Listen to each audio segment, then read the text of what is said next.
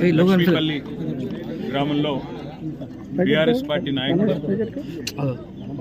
మాజీ ఎమ్మెల్యే హర్షవర్ధన్ రెడ్డి గారికి అత్యంత సన్నిహితుడైన సీనియర్ నాయకుడు బొడ్డు శ్రీధర్ రెడ్డి గారి దారుణమైన హత్య, ఒక పాశవిక, ఒక అమానుషమైన దారుణమైన ఘాతకం ఇది. దీనికి ఖచ్చితంగా బాధ్యత ఈ కాంగ్రెస్ ప్రభుత్వం, ముఖ్యంగా కొల్లాపూర్ నుంచి ఎమ్మెల్యేగా గెలిచి ఈరోజు మంత్రిగా ఉన్న జూపల్లి కృష్ణారావు గారే తీసుకోవాలి. ఎందుకంటే ఇది మొదటి హత్య కాదు కొల్లాపూర్లో. ఈ ప్రభుత్వం వచ్చినాక పేరుకేమో ప్రజాపాలన, కానీ చేస్తున్నది ప్రతీకార పాలన. ప్రతీకారంతో రగిలిపోతూ ఎన్నికల్లో తనకు వత్తాసు ఎవరెవరు పలకలేదో వారి మీద ప్రతీకారం తీర్చుకునే దిక్కుమాలిన పాలన ఇది కాంగ్రెస్ పాలన. ఇవాళ ఈ దారుణమైన హత్యకు ప్రధానంగా బాధ్యత తీసుకోవాల్సింది ప్రభుత్వమే. అందులో ముఖ్యంగా నేను ముఖ్యమంత్రి రేవంత్ రెడ్డిని డిమాండ్ చేస్తా ఉన్నా. ఈ మంత్రి కొల్లాపూర్లో, మన తెలంగాణలో ఎక్కడా లేని ఫ్యాక్షన్ సంస్కృతిని ఇక్కడ తెచ్చి జనవరిలో మల్లేష్ యాదవ్ మృతికి కారణమైనారు. మరి ఈరోజు శ్రీధర్ రెడ్డి గారి మృతికి కూడా కారణమైనారు.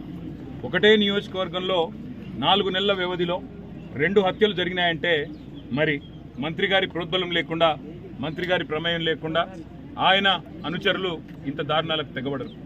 ముందుగా రేవంత్ రెడ్డికి నిజంగానే చిత్తశుద్ధి ఉంటే శ్రీధర్ రెడ్డి హత్య విషయంలో ముందుగా మంత్రి గారిని బర్తరఫ్ చేసి తన చిత్తశుద్ధిని చాటుకోవాలి, నెంబర్ 1.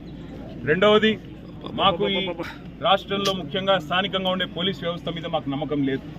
ఖచ్చితంగా అయితే ఒక స్పెషల్ ఇన్వెస్టిగేషన్ టీమ్ వేసి ఎంక్వైరీ చేయడమా, లేదా ఒక వరుస హత్యల మీద జ్యుడిషియల్ ఎంక్వైరీకి కాల్ చేయడమా, ఈ రకంగానన్నా ప్రభుత్వం తన చిత్తశుద్ధి చాటుకోవాలి. ఒకవేళ నిజంగానే ఇందులో ప్రభుత్వ పాత్ర లేకపోతే, మంత్రి పాత్ర లేకపోతే నిష్పక్షపాతంగా విచారణ జరగడానికి సహకరించాలి. సరిగ్గా 15 రోజుల కిందట మరి మా నాయకులు వారం 10 రోజుల కిందట నిజానికి మా ఆర్ఎస్ ప్రవీణ్ కుమార్ గారు, గోల బాలరాజ్ గారు, హర్షవర్ధన్ రెడ్డి గారు, మరిజనార్దన్ రెడ్డి గారు డీజీపీని కూడా కలిసి ఈ ప్రాంతంలో కొత్తగా ఒక హింసాయుతమైన సంస్కృతి కొత్తగా కనబడతా ఉన్నది.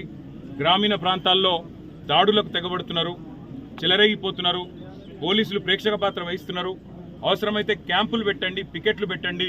మీరు దయచేసి ఈ ప్రాంతాన్ని కల్లోలిత ప్రాంతంగా అవసరమైతే ప్రకటించి మరి ఎలాంటి కక్షలు కార్పణ్యాలు లేకుండా చూసుకోండి అని చెప్పి ఒక డీటెయిల్డ్ పిటిషన్ కూడా మేము ఇవ్వడం జరిగింది. కానీ ప్రేక్షకుల మాదిరిగా పోలీసులు ఈరోజు ఉదయం 5:30కు ఫోన్ చేస్తే 10 నిమిషాల్లో వచ్చేదానికి గంటన్నర తర్వాత వచ్చి ఈరోజు ప్రేక్షక పాత్ర పోషిస్తున్నది పోలీస్ యంత్రాంగం. ముందుగా ఇక్కడ అవసరమైతే ఎస్ఐటీ కానీ లేదా జ్యుడిషియల్ ఎంక్వైరీ కానీ ఆర్డర్ చేయాలా, ఈ ప్రాంతాన్ని కల్లోలిత ప్రాంతంగా డిక్లేర్ చేయాలా. దాంతోపాటు మంత్రి జూపల్లి కృష్ణారావు గారిని వెంటనే బర్తరఫ్ చేయాలని చెప్పి కూడా నేను రేవంత్ రెడ్డిని డిమాండ్ చేస్తూ ఇంకొక మాట కూడా నేను విజ్ఞప్తి చేస్తా ఉన్నాను. పేరు ప్రజాపాలన, కానీ ఈ రకంగా ప్రతీకారంతో మాత్రమే బతుకుతాం.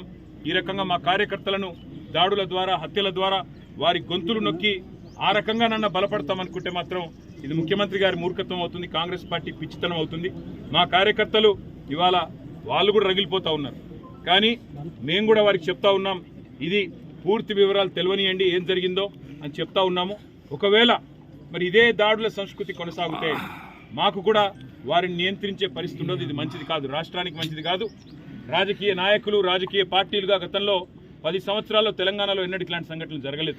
మరి ఇట్లాంటి సంఘటనలు, ఇట్లాంటి దారుణాలు, ఇట్లాంటి హత్యలు, వీటికి ప్రభుత్వం కనుక వెంటనే స్పందించి చర్యలు తీసుకోకపోతే ఎక్కడ జరిగినా ఇట్లాంటి కార్యక్రమం మేము కూడా వేల సంఖ్యలో పోతాం. అవసరమైతే మరి అక్కడి మంత్రులు కానీ, అక్కడి నాయకులు కానీ వారి ఇళ్లను ముట్టడించడానికి కానీ అవసరమైతే ఎంత దూరమన్నా పోతాం, కార్యకర్తల్ని కాపాడుకుంటామనే మాట కూడా తెలియజేస్తూ ఇవాళ మరణించిన శ్రీధర్ రెడ్డి గారు, హత్యకు గురైన శ్రీధర్ రెడ్డి గారికి పాపం ఒక పెద్ద మనిషి, వారి తండ్రి 80 ఏళ్ళు, ఆయన బాధపడుతుంటే, ఆయన ఏడుస్తుంటే చెట్టంత కొడుకు కళ్ళ ముంగట పోయి ఇవాళ ఆయన ఏడుస్తూ ఉంటే ఆయనను సముదాయించలేకపోతా ఉన్నాం.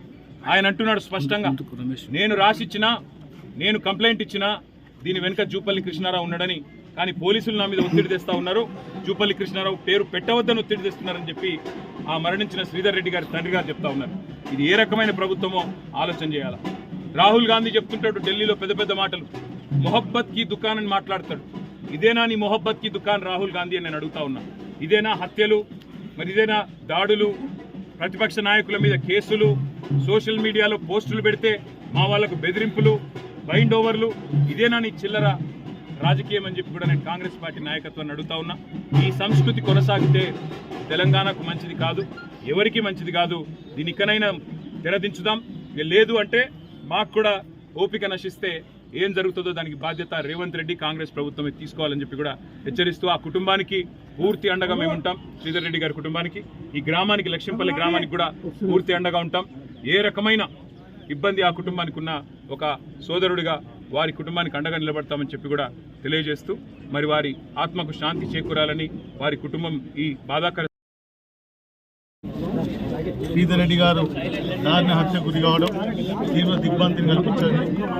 ఈరోజు ఈ గ్రామంలో కాంగ్రెస్ నాయకులు వారికి అండగా ఉన్నటువంటి మంత్రి జూపల్లి కృష్ణారావు గారి అండతోనే ఈ యొక్క అరాజకీయమైనటువంటి సంఘటన జరిగింది. మరి స్థానికంగా ఉన్నటువంటి ప్రజలు కానీ అందరూ కూడా మీరే ఈ మండలంలో కాదు ఈ తాలూకాలోనే శ్రీధర్ రెడ్డి ఎలాంటి వాడు అని ఎవరైనా వచ్చి ఎంక్వైరీ చేసుకోవచ్చు. శ్రీధర్ రెడ్డిపై అబండాలు వేయడం, శ్రీధర్ రెడ్డిని అవమానపరిచే విధంగా వారు చనిపోయినాక సోషల్ మీడియాలో క్రియేట్ చేయడం గారి అనుచరులకు మాత్రమే దక్కిందనే విషయం చెప్తా ఉన్నాం. ఖచ్చితంగా మాకు నమ్మకం ఉంది. మాకు మా నాయకుడు అండగా ఉన్నారు కేటీ రామారావు గారు. అండదండలతో ఖచ్చితంగా దోషులను చట్టానికి పట్టించడానికి వారిపై కూడా చర్యలు తీసుకునే విధంగా మరి బీఆర్ఎస్ పార్టీ తరఫున వారు వర్కింగ్ ప్రెసిడెంట్ గారి నాయకత్వంలో ఖచ్చితంగా చేస్తాం. రేపు ఈ రోజు మా నాయకుడి జరిగిన సంఘటన జరిగిన వెంటనే తాను సుమారు 300-400 కిలోమీటర్ల దూరం నుంచి వెంటనే రావడం, వచ్చి కుటుంబానికి అండగా నిలబడినందుకు కొల్లాపూర్ నియోజకవర్గ బీఆర్ఎస్ పార్టీ తరఫున వారికి కూడా నా ప్రత్యేకమైన ధన్యవాదాలు. అదేవిధంగా ఈ హత్యలో ఇది పూర్తిగా రాజకీయ కుట్రమైన హత్య. దీనిపై రాష్ట్ర ప్రభుత్వంలో ఉన్నటువంటి పెద్దల యొక్క పాత్ర ఉందనేది ఇక్కడ ఎవరిని అడిగినా చెప్తారు, సుస్పష్టం. కాబట్టి మేము సిబిఐ ఎంక్వైరీ చేయాలి, ఎంత పెద్దవాళ్ళు ఉన్నా సరే ఖచ్చితంగా శిక్షించాలని చెప్పేసి మేము డిమాండ్ చేస్తూ ఉన్నాం. పిరికి పంద చర్య దీనికి ప్రధాన కారకుడు జూపల్లి కృష్ణారావు. మళ్ళీ చెప్తున్నా, నేను అదేవిధంగా స్థానిక మాజీ శాసనసభ్యులు వీరం హర్షవర్ధన్ రెడ్డి గారు, డాక్టర్ గువ్వల బాలరాజు గారు అచ్చంపేట మాజీ శాసనసభ్యులు, అదేవిధంగా నాగర్ కర్నూలు మాజీ శాసనసభ్యులు మరి జనార్దన్ రెడ్డి గారు, మేమందరం కూడా మా నాయకులు కేటీఆర్ గారి మార్గదర్శనం మేరకు మేమందరం పోయి రాజ్యాంగబద్ధంగా చట్టబద్ధంగా చట్టాన్ని చేతిలోకి తీసుకోకుండా గౌరవ డీజీపీ గారికి మరి రిప్రజెంటేషన్ ఇవ్వడం జరిగింది. మేమేం చెప్పినామండి ఆ రోజు, ఈ ప్రాంతంలో జూపల్లి కృష్ణారావు గారు మంత్రి అయినప్పటి నుంచి గూండాలకు, కాంగ్రెస్ గూండాలకు హద్దు అదుపు లేకుండా వాళ్ళు చెప్పి మరీ దాడులు చేస్తున్నారు. ఈ రోజు మిమ్మల్ని కొడతాం అంటే వచ్చి మార్నింగ్ కొడుతున్నారు. మిమ్మల్ని పోలీసు వాళ్ళు అరెస్ట్ మేము కాము అంటే కాకుండా బాజాప్తా తిరుగుతూ ఉన్నారు. పోలీస్ స్టేషన్ పడేస్తామంటే పడేస్తాం, మీ ట్రాక్టర్లు సీజ్ చేస్తామంటే సీజ్ చేపిస్తూ ఉన్నారు, మీ జేసీబీలు సీజ్ చేపిస్తామని చెప్పి మరీ సీజ్ చేపిస్తూ ఉన్నారు. పోలీసు వాళ్ళ కళ్ళ ముందరనే దారుణంగా దాడులు జరుగుతున్నాయి బీఆర్ఎస్ కార్యకర్తల మీద. మొన్న అచ్చంపేటలో ఏం జరిగింది, పోలీసు వాళ్ళు ప్రేక్షక పాత్ర వహిస్తున్నారు. 20 మంది గుండాలు గుత్పకట్టెలు పట్టుకొని వచ్చి బాలరాజ్ అనే ఒక కార్పొరేటర్ మీద దాడి చేసింది, వాళ్ళ కుటుంబ సభ్యుల మీద దాడి చేసింది. కనీసం వాళ్ళ చేతుల కర్రలు కూడా ఈ చిన్నంబావి ఎస్ఐ రమేష్ గారి మీద మేము 100 సార్లు ఇక్కడి డీజీపీ డిఐజీకి తర్వాత ఎస్పీ గారికి కంప్లైంట్ చేసినాం. ఆయన వన్ సైడెడ్ చేస్తున్నాడు. జూపల్లి కృష్ణారావు గారి మంత్రి అండ చూసుకొని ఇక్కడ చిన్నంబావి మండలంలో ఈ కార్యకర్తల మీద విపరీతంగా దౌర్జన్యాలు చేస్తూ ఉన్నాడు. అక్రమంగా కేసులు పెడుతున్నారని చెప్పినా కూడా ఇంతవరకు ఉలుకు లేదు, పలుకు లేదు. మేము ఆ రోజు డీజీపీ గారికి ఏం చెప్పినాం, చిన్న కారుపాముల గ్రామంలో సాయంత్రం 3 గంటలకు పట్టపగలే అక్కడున్న టెంపుల్ కమిటీ చైర్మన్ శ్రీనివాసు అందరు కలిసి గుండాలు పట్టపగలే దళిత యువకుల మీద ఘోరంగా దాడి చేస్తే వాళ్ళకి చేతులు కాళ్ళు ఇరిగి మరి నాగర్ కర్నూలు హాస్పిటల్ వండుకున్నారు. ఇంతవరకు వాళ్ళని అరెస్ట్ చేయలేదు. అదేవిధంగా వంగూరు మండలంలో మా పార్టీ కార్యకర్తలు దొంగ ఓట్లు వేస్తున్నారనే ఓట్లర్లను చూపిస్తే మా వాళ్ళ మీద దాడి చేసి ఉల్టా మా మీదనే కేసు తీసుకొచ్చిన.